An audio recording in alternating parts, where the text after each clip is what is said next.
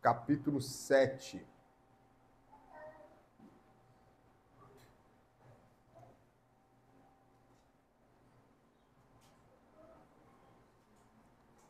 Mateus 7, 1 e 2, diz assim: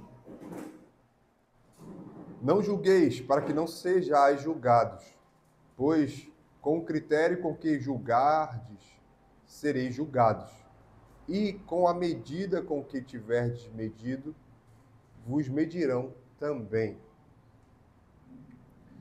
Veja, a gente começa o capítulo 7, lembrando sempre que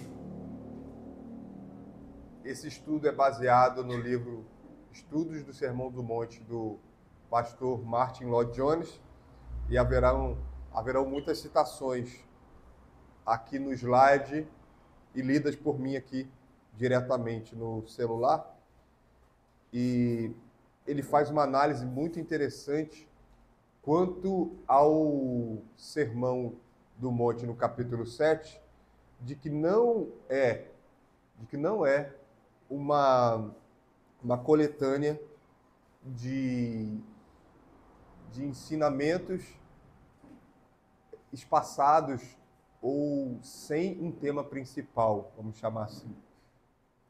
Tem um tema e é juízo. É interessante que nós fomos expostos sobre isso no domingo à noite, e sobre juízo e sobre hipocrisia, falando sobre julgamento,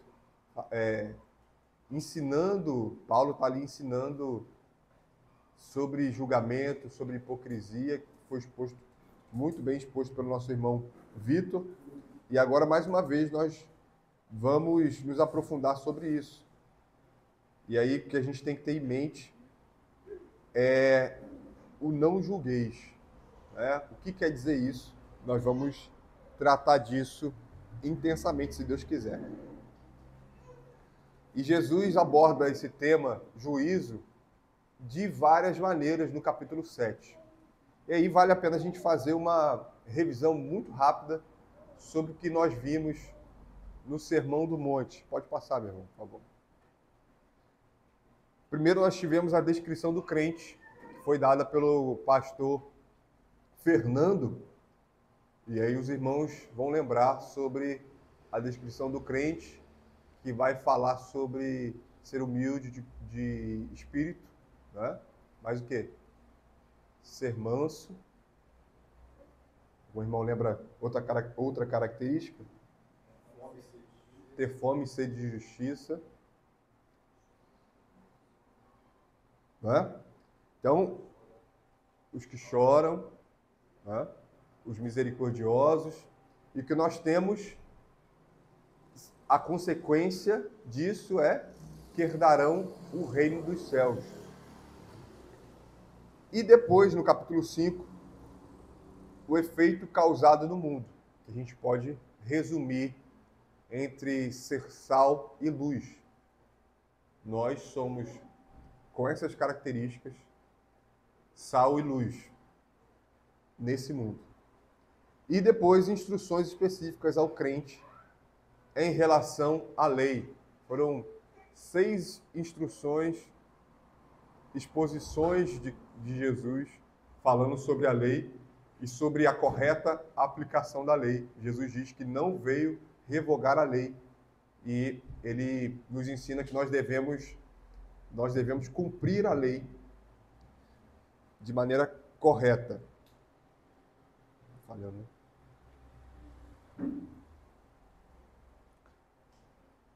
No capítulo 6, pode passar.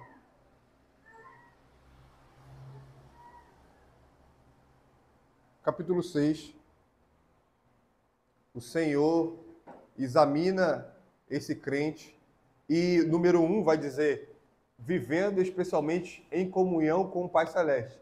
Aqui nós temos o tema principal do capítulo 6, e o 2 e 3 são consequências do 1.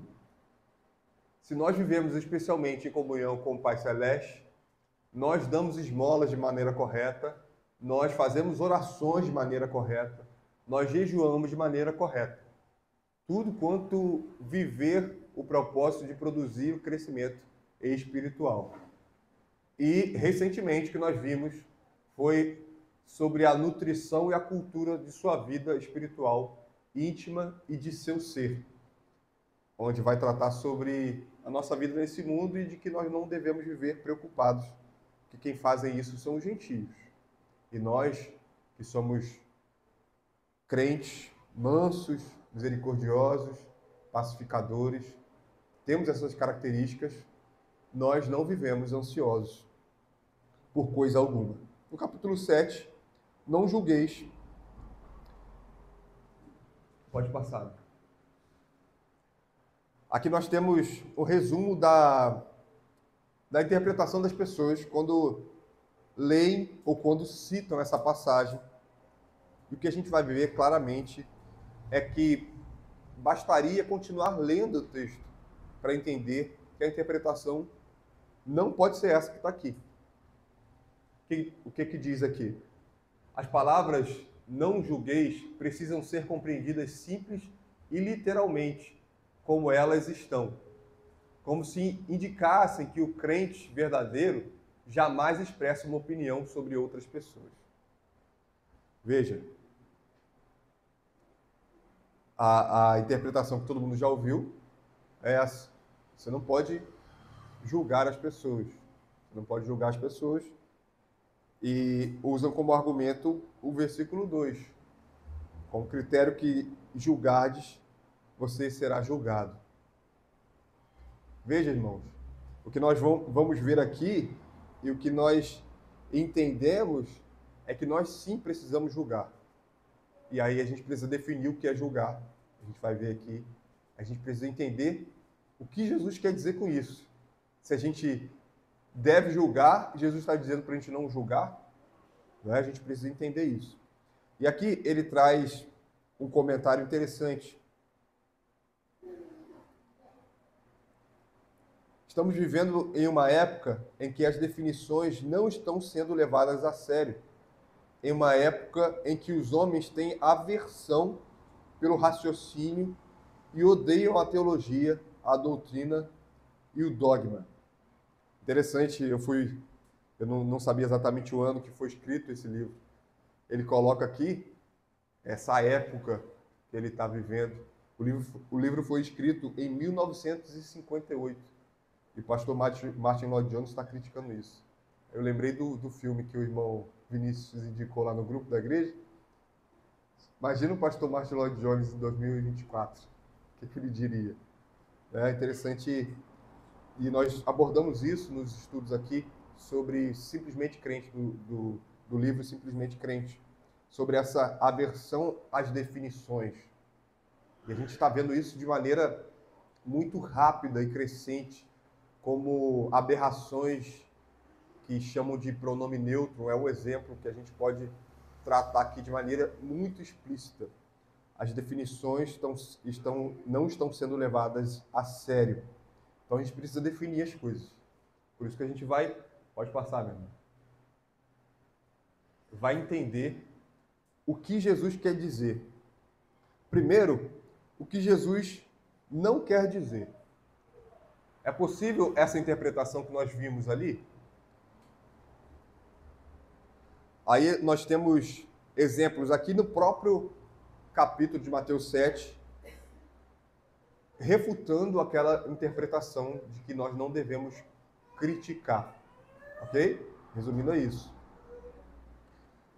Nós não devemos criticar e que nós não devemos distinguir as pessoas ou o procedimento das pessoas. Primeiro, o versículo 6. Olha o que diz o versículo 6.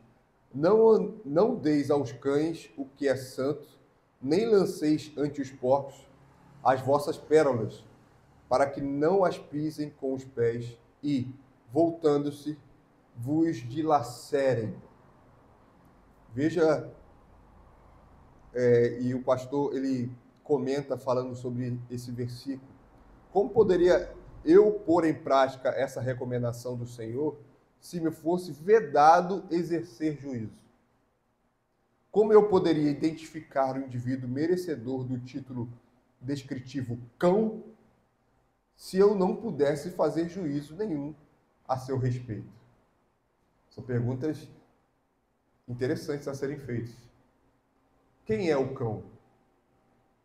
Deus tem te dado discernimento para você distinguir aquele que é santo e aquele que não é. É claro, nós sabemos que nós não sondamos corações. Mas nós vamos ver aqui, além de nós termos essa noção de que nós podemos, pelas práticas das pessoas, verem o que elas fazem e que elas não glorificam a Deus, nós precisamos entender essas questões. Versículo 15, vira a folha aí, a página. No caso da minha Bíblia né? Versículo 15. Acautelai-vos dos falsos profetas, que se vos apresentam disfarçados em ovelhas, mas por dentro são lobos roubadores. Pelos seus frutos os conhecereis. Então, isso confirma aquilo que eu acabei de falar. Pelos seus frutos os conhecereis. Jesus está falando para crentes aqui. Ele não está falando para seres que são oniscientes. Está falando para crentes que são como nós, pecadores e têm limitações. Ele está dizendo, pelos seus frutos os conhecereis. Como que nós podemos discernir, julgar essas pessoas? E a gente vai abordar isso aqui. Mas o mais importante é que, nessas duas passagens, nós entendemos o que Jesus não está dizendo. Jesus não está dizendo que nós não podemos criticar e fazer o juízo no sentido de discernir o que é certo e o que é errado. Tá? Quem está certo e quem está errado. Pode passar. Então, o que é julgar? O que é julgar? 1 Pedro 5, 5 a 7, eu pedi irmão Gabriel que leia. 1 Pedro 5, 5 a 7. Irmão Vinícius, que leia Filipenses 4, 6 a 7.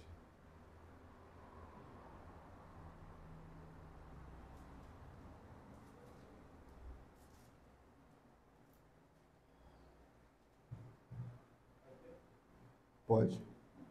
Por favor. Sobre ele todas as suas ansiedades, porque ele cuida de vocês. Está errado. 5 ao 7, perdão. Peço igualmente aos jovens. É 5, 5, 5? Agora é. Peço igualmente aos jovens. Estejam sujeitos aos que são mais velhos. Que todos se revistam de humildade no trato de uns com os outros, porque Deus resiste aos soberbos, mas dá graça aos humildes. Tá bom, meu irmão, obrigado. Tá errado ainda. Erro meu. Erro meu. Desculpa, tá, meu? Tá. Erro meu, não apaguei ele. Tá aqui. Então, o que é julgar? Vou ficar só com a definição aqui. Depois a gente vai ver exemplos sobre isso, sobre julgar, tanto que Deus institui a toda criatura, quanto que Deus ele institui a sua igreja, o seu povo. Então a gente pode resumir aqui, de maneira com que a gente pegasse no dicionário o que é julgar, formar uma opinião ou avaliação sobre algo ou alguém. Então, julgar, formar uma opinião ou avaliação sobre algo ou alguém. Então, é muito interessante que nós julgamos o tempo todo. Não tem como viver sem julgar, ok? Você julga aquilo que é certo e que é errado fazer. Para a sua vida, primeiramente, você sabe tudo que você pensa, você sabe quando você peca. Muitas vezes a gente, distraído com as coisas do dia a dia, não julgamos que nós pecamos contra Deus.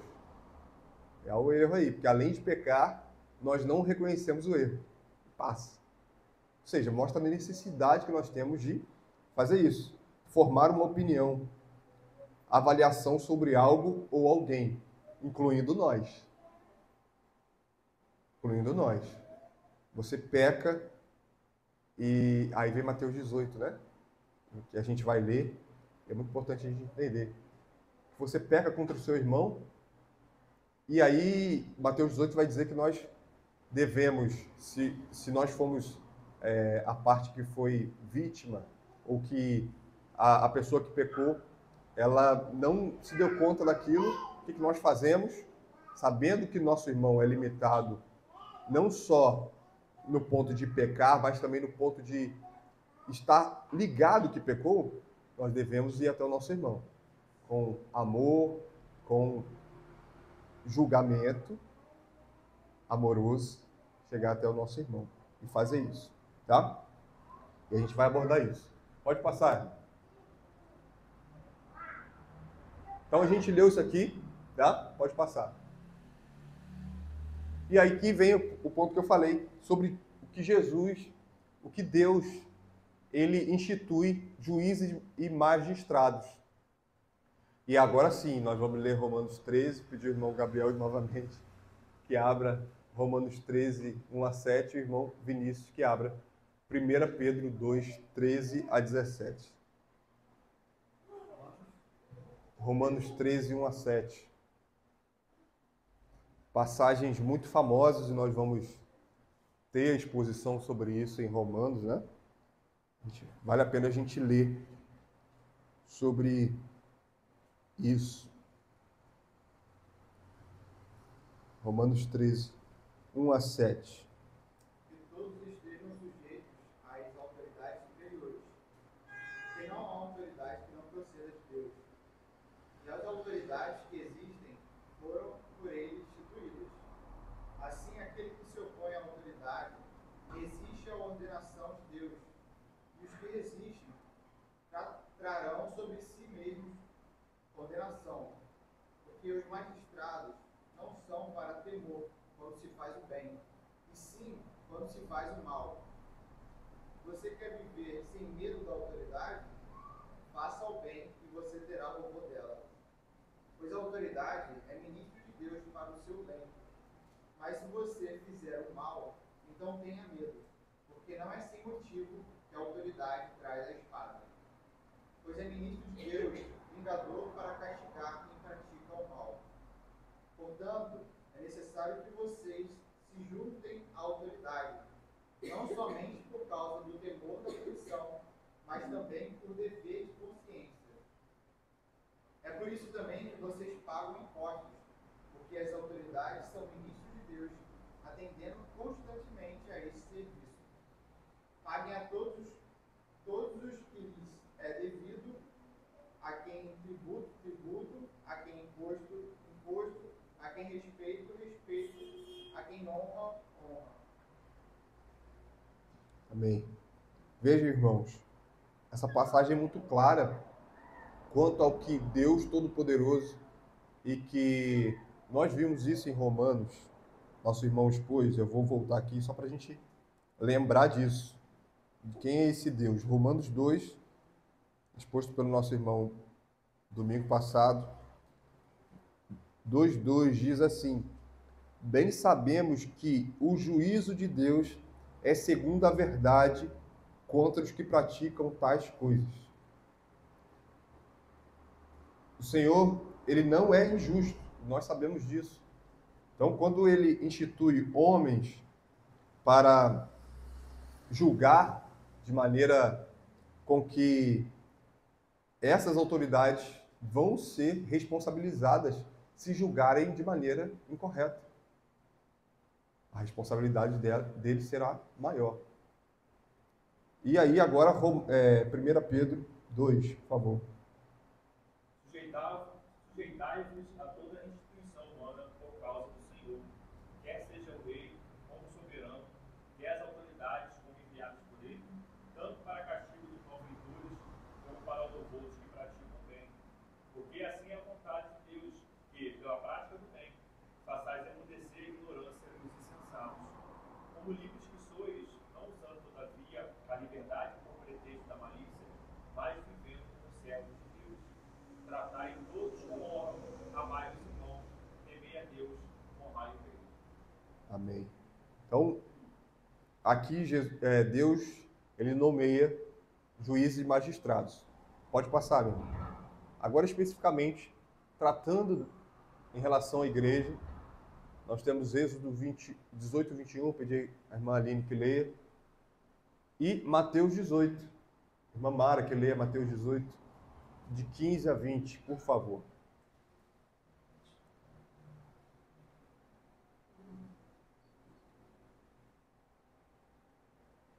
Procura dar no corpo homens capazes, temente a Deus, homens de verdade que aborreçam a aparência. Põe sobre eles os chefes de 1000, chefes de 100, chefes de 50 e chefes de 10. Pode ler. Se teu irmão pecar contra ti, vai, ergue-o entre ti e ele, só. Se ele te ouvir, ganhaste o teu irmão. Se, porém, não te ouvir, toma ainda contigo uma ou duas pessoas para que, pelo depoimento de 2 ou 3 testemunhas, toda a palavra se estabeleça. E se ele não os atender, diz-o à igreja.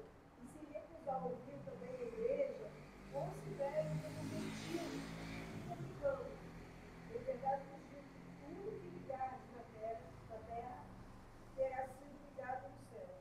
E tudo que desligardes na terra, terá sido desligado nos céus. Em verdade, também vos digo que, se 2 dentre vós, sobre a terra, concordarem a respeito de qualquer coisa que porventura pedirem, ser-lhe-á concedido por meu Pai, que está no céu. Amém. Até o 20. Porque onde estiverem 2 ou 3 reunidos em meu nome, ali estou no meio deles. Amém, minha irmã. Vejam, são passagens que apontam e que escancaram a importância da disciplina na igreja. A disciplina é julgamento. O que nós temos aqui são, biblicamente, argumentos que basta ler o texto para nós aplicarmos às nossas vidas e ajudarmos irmãos que se confundem na interpretação de textos assim. Nós temos aqui a passagem que vai falar sobre a igreja, e o problema principal de muitas igrejas, ou ditas igrejas, é que não tem as características de igreja. Por isso, ditas igrejas. E a gente pode lembrar aqui as 3 características da igreja verdadeira, que nós fomos expostos no começo da nossa congregação. Vamos ver se os irmãos lembram. Cara do Vinícius. Vamos ver? Talvez lembre. Administração correta dos sacramentos, disciplina. Isso aí, pregação. Isso aí. Então, a disciplina é negligenciada e ela é julgamento. Uma igreja que se deita no argumento do não julgueis, ela vai se diluir. Na verdade, ela não é uma igreja verdadeira. Tá? E há um problema seríssimo aí. Porque se nós não entendermos que julgar é amar, nós não estamos amando, logo nós não estamos cumprindo o mandamento. Tá? Julgar é amar. Nós vimos isso semana passada com o nosso irmão, e a gente aqui reitera a importância de nós entendermos isso. Então, o que a gente sabe pouco como igreja brasileira é sobre disciplina. Ok, então como julgar? Como que nós vamos julgar? Resumindo pelo conhecimento da doutrina. Quanto mais a gente conhece da palavra de Deus, maior é a nossa capacidade de julgar. Claro, considerando que o conhecimento da doutrina parte de nós a obediência dessa doutrina. Porque não é conhecimento pelo conhecimento. Se eu cumpro o mandamento de amar, como a gente acabou de falar, eu vou exortar a minha esposa, eu vou exortar os irmãos em Cristo em amor. Isso passa a cumprir essa doutrina que eu já conheço. Como mansidão, características do fruto do Espírito, devem ser consideradas quando eu for julgar, tanto mentalmente, que é isso que nós fazemos, isso é importante. Nós julgamos o que é certo, o que é errado, dizemos o que nós pensamos o que o nosso irmão fez que é errado, e em alguns momentos nós vamos ter que chegar até o nosso irmão e falar.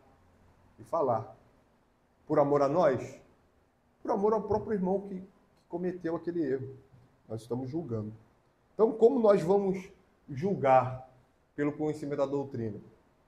Nós vamos ver aqui exemplos, exemplos que são inúmeros na palavra de Deus. Vou pedir ao irmão Gabriel Martins que abre em Gálatas 1:8. A irmã Edineia, que abra em Tito 3:10. Alex, filho, que abre em 2 Timóteo 2:16-18.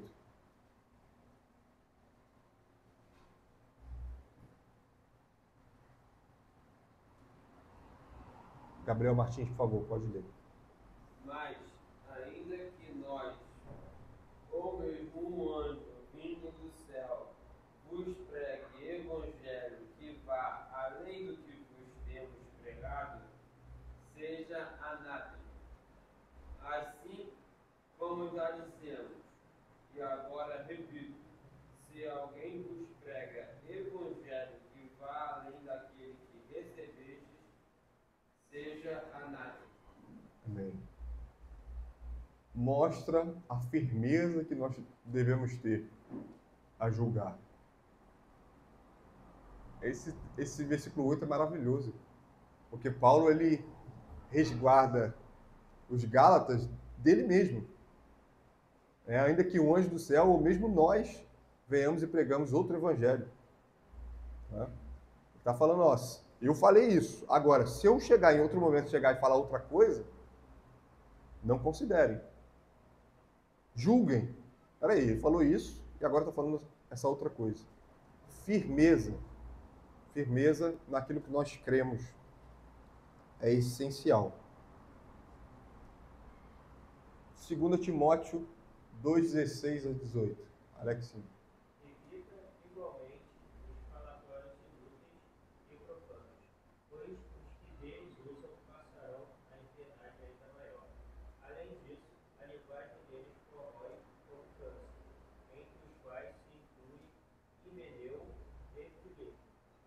Estes se desviaram da verdade, asseverando que a ressurreição já se realizou, e estão perdendo a fé ao mundo. Olha só, que Paulo não somente julga, mas dá o nome daqueles que estão pervertendo a verdade de Deus. Himeneu e Fileto. E está registrado na palavra de Deus. Está registrado na palavra. Os nomes. Com o propósito simplesmente de expor Himeneu e Fileto? Também. Mas também de proteger a igreja de Cristo. Proteger. Você faz uma crítica abrangente.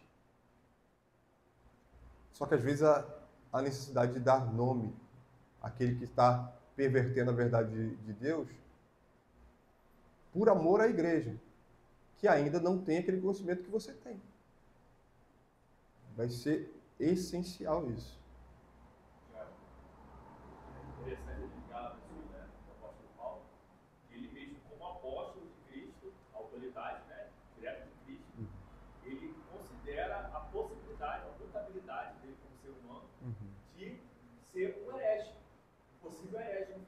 Isso. Então ele está ensinando a própria igreja ali a expressar julgamentos, principalmente em face do seu líder. Né? E hoje é uma coisa que a igreja padece, que ela considera o líder como inerrante e imutável. Todas as igrejas, reformadas, não reformadas, a pessoa coloca uma expectativa naquela pessoa que está ali e ela tira o julgamento. Não está vendo como o líder tem essa. Ele pode mudar. Né? Como quando não está expressando julgamento, às vezes as pessoas não conectam nem a incoerência do que estava sendo ensinado, como aquele líder mudou.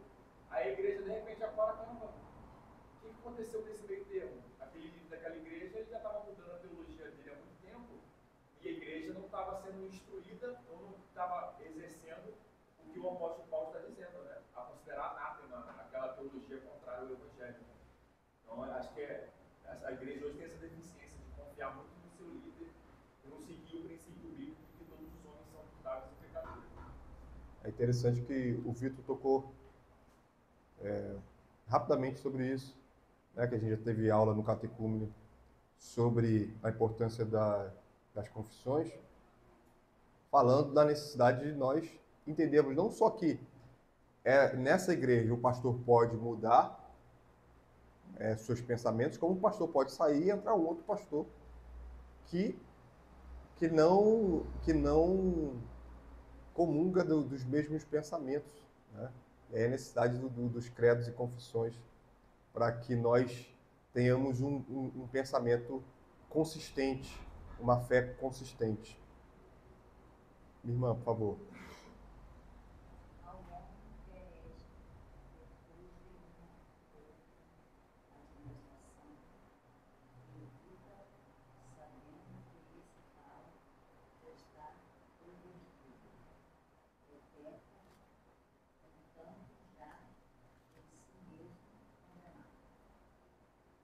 Olha só, na versão da irmã vai falar do homem herege, e aqui na árabe vai falar o homem faccioso, depois de admoestá-lo, ou seja, é muito interessante que Paulo vai falar, já foi falado diretamente com ele, seguindo o quê? Mateus 18. Ou seja, o homem faccioso, o homem herege, ele já foi chamado a atenção diretamente. Então, como julgar? Nós precisamos ir até o nosso irmão. Está falando absurdos. E a gente só o critica para os outros. A gente precisa fazer isso que Paulo deixa claríssimo que foi feito. Depois de admoestá-lo. O homem faccioso, depois de admoestá-lo, primeira e segunda vez.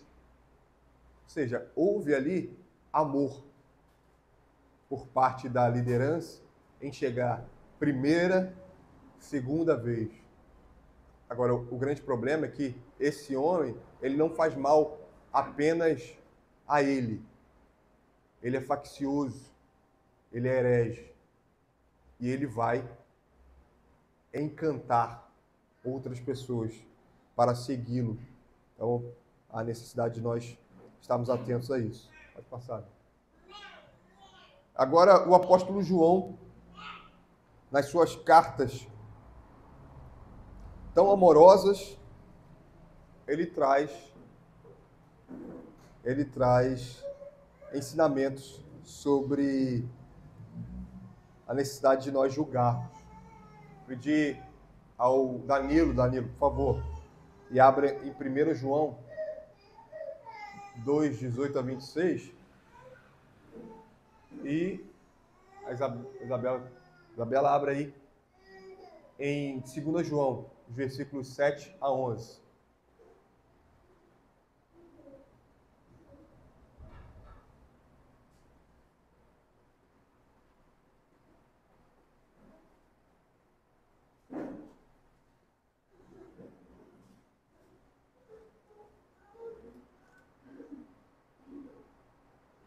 Pode ler, irmão. 1 João 2, 18.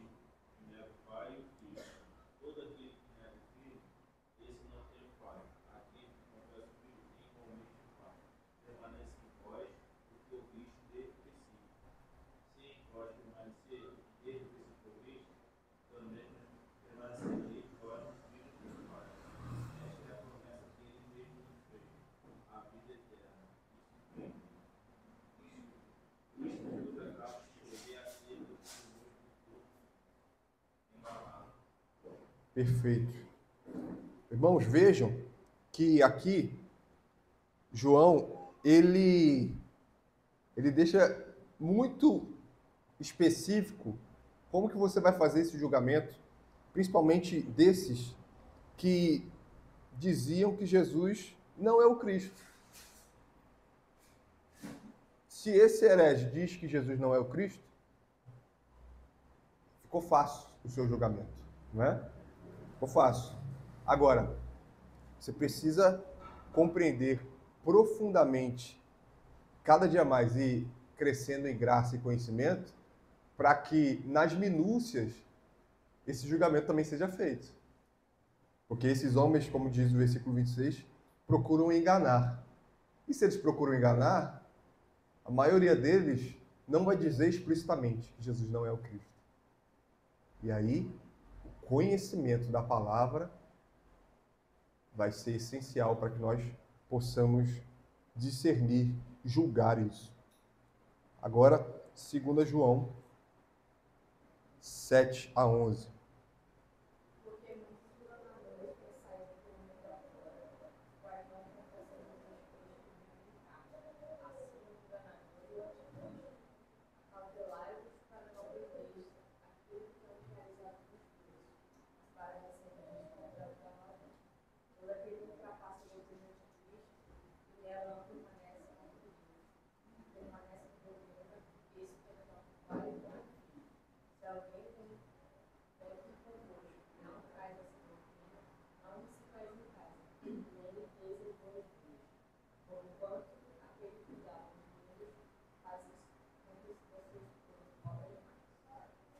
Olha versículo 10 e 11, o que o apóstolo João vai dizer, né?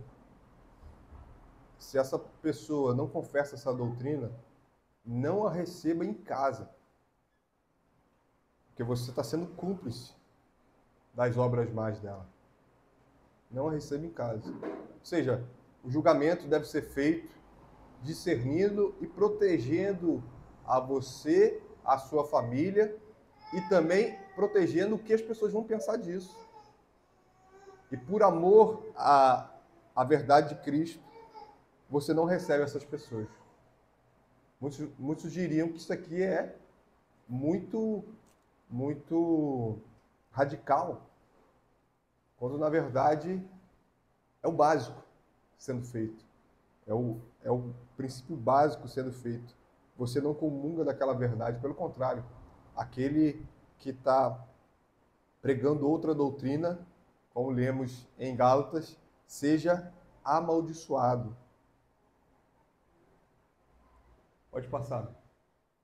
E agora aqui mais algumas passagens do próprio Cristo, nós já lemos em Mateus 7, Mateus 7:6 e Mateus 7:15, agora em outras passagens em que Jesus vai falar sobre esse julgamento. Irmão Gabriel, por favor, abre em João 7:24. Irmão Vinícius, Lucas 16:15 e Tayane, Mateus 18:15, por favor.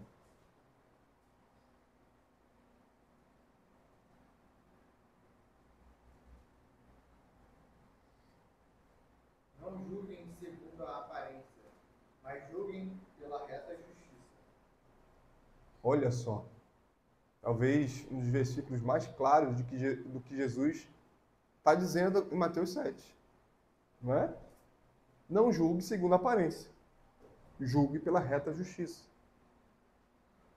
Jesus está mandando julgar. Ele está ordenando para que nós julguemos de maneira correta. Baseado aonde? Na doutrina, na palavra. Lucas 16:15. Mas Jesus lhes disse: Vós sois os que vos justificais a vós mesmos diante dos homens, mas Deus conhece o vosso coração, pois aquilo que é elevado entre homens é abominação diante de Deus. Bem, vamos ler Mateus 18:15.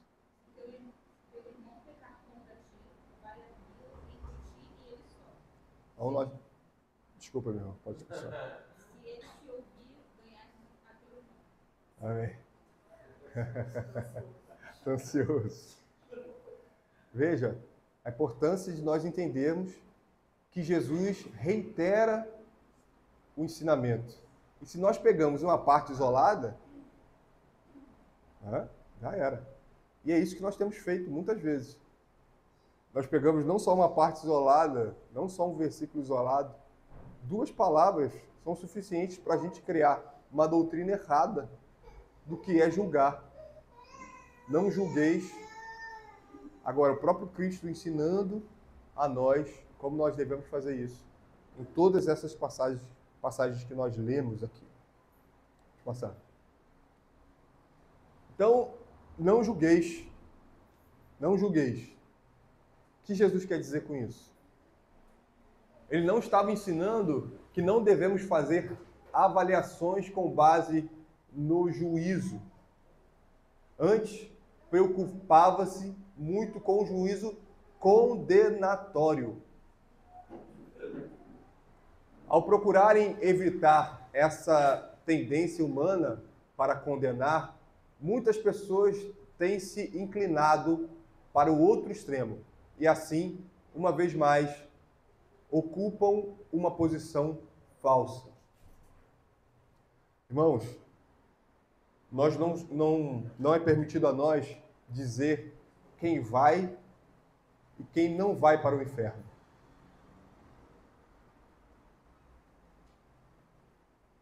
De novo, nós não sondamos coração. Quando nós lemos pelos frutos os conhecereis, nós nos afastamos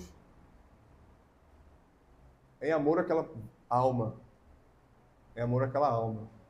Interessante que o irmão Vitor já falou aqui sobre, por exemplo, a questão de nós considerarmos a igreja adventista seita. E de fato são seita. Né? Muitas vão ter uma roupagem evangélica. Agora nós precisamos, pelo conhecimento da palavra, discernir e julgar que são seita. E por amor àquelas almas que ali estão, nós vamos dizer, são seita. E nós não fazemos o juízo condenatório, mas nós julgamos por amor com base na palavra do que ela diz, para que essas pessoas se arrependam e creem na verdadeira doutrina. Pode passar. Então, juízo condenatório, Lucas 18, 9 a 14. Eu vou abrir aqui e ler. Os irmãos que quiserem, abram aí.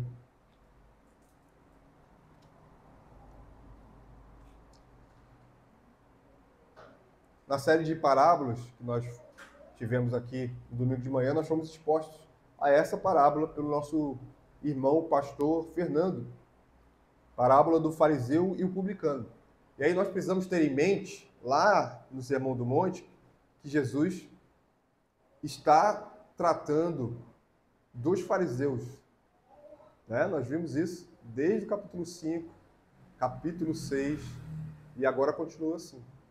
E se a gente tiver o pleno entendimento disso, a nossa interpretação ela vai sendo clarificada. Olha o que diz o versículo 9 de Lucas 18.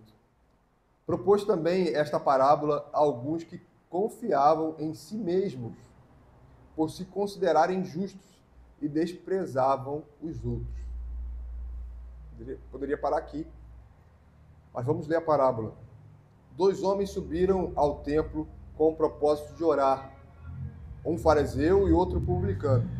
O fariseu, posto em pé, orava de si para si mesmo desta forma: ó Deus, graças te dou, porque não sou como os demais homens, roubadores, injustos e adúlteros, nem ainda como este publicano. Jejuo 2 vezes por semana e dou o dízimo de tudo quanto ganho. O publicano, estando em pé, longe, não ousava nem ainda levantar os olhos ao céu, mas batia no peito, dizendo: ó Deus, sê propício a mim, pecador. Digo-vos que este desceu justificado para a sua casa, e não aquele, porque todo o que se exalta será humilhado, mas o que se humilha será exaltado. Vejam, irmãos, nós, a nossa doutrina, aquilo que a palavra de Deus ensina, vai escancarar de que nós somos esse publicano. E, entendendo isso, nós vamos julgar os outros em amor, não fazendo um juízo condenatório. Veja, o fariseu, ele se compara ao publicano. E é isso que a gente faz muitas vezes.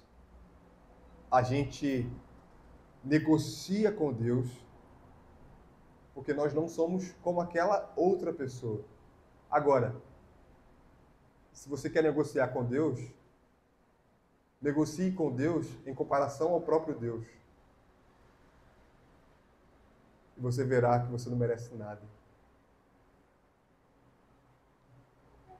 O fariseu diz: graças te dou, porque não sou como os demais homens, roubadores, injustos e adúlteros, nem ainda como este publicano.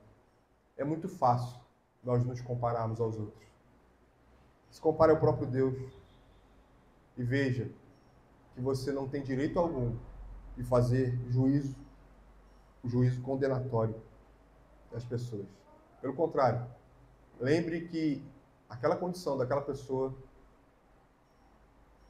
você pode estar naquela condição a qualquer momento. Ou se já não está.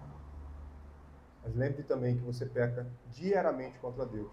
Basta um pecado para você merecer o inferno eternamente. Isso nos fará mais humildes. Isso nos fará mais mansos, mais prontos a abraçar aquele que tem pecado contra Deus, sem deixar de exortá-lo. Vamos a algumas aplicações? Quando somos culpados, e aqui os irmãos fiquem à vontade para falar e expressar suas opiniões.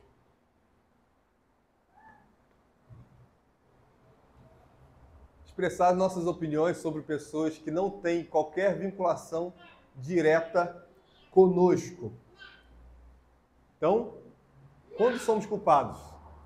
E aqui, a aplicação, ela pode ser feita quando a gente trata de internet, por exemplo.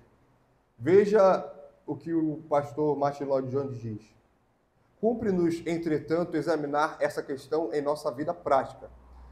Ela se manifesta na disposição sempre pronta para exercer julgamento, quando o ponto criticado não nos diz respeito de maneira nenhuma.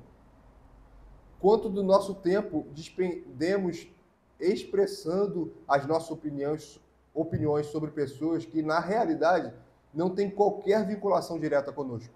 Essas pessoas nada representam para nós e, no entanto, experimentamos um prazer malicioso ao assim fazermos. Expressar nossas opiniões sobre pessoas que não têm qualquer vinculação direta conosco. É assim que fazemos na TV, na internet. Isso foi amplificado. Lembrando de novo, em 1958, quando foi escrito esse livro, não existia internet, não existia a interação que nós temos com o mundo hoje.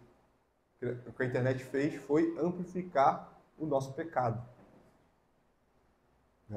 O ódio no mundo não é culpa da tecnologia,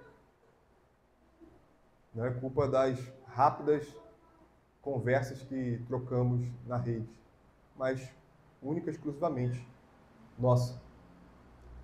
E ao entendermos isso, nós entendemos porque reality shows fazem tanto sucesso, que nós queremos observar a vida das pessoas, julgar a vida das pessoas de maneira com que não há propósito nenhum naquilo.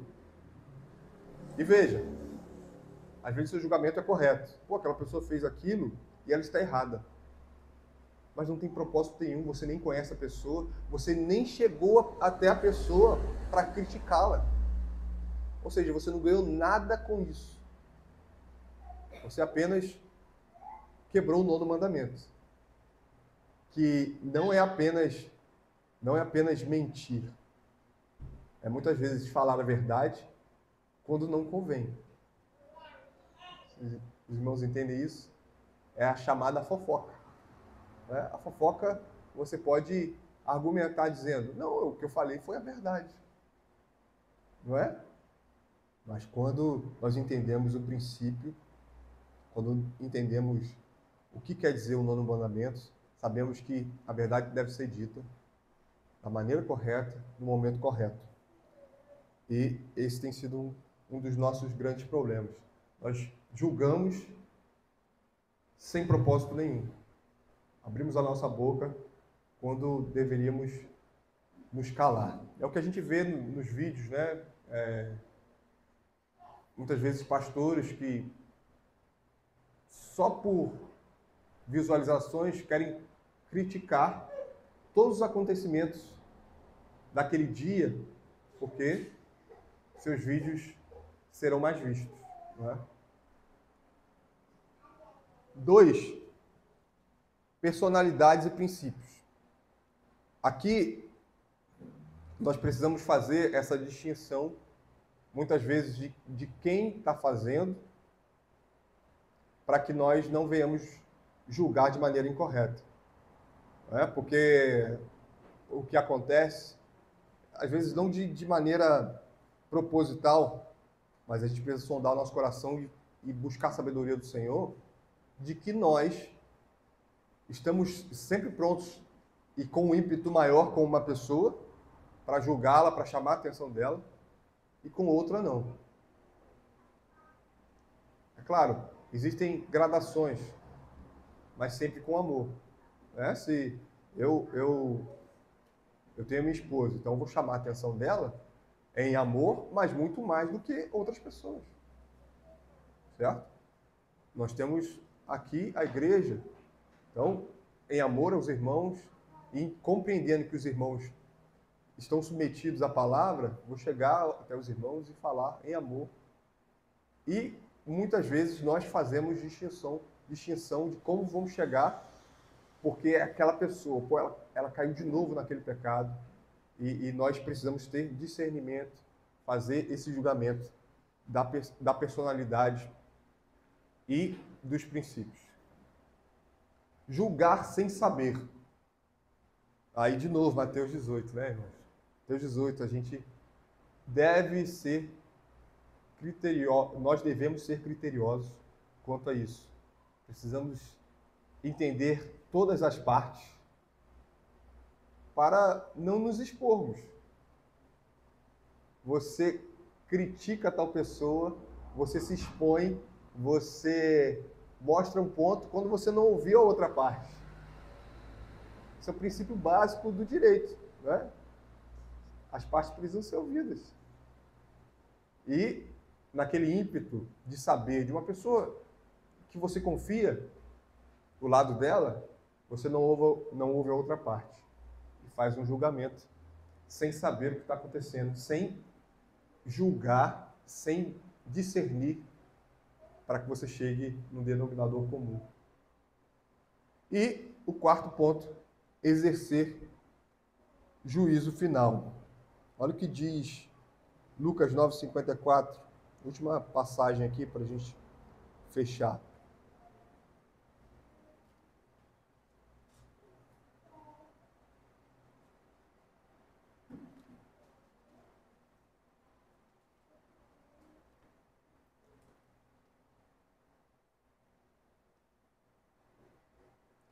Os samaritanos não recebem Jesus,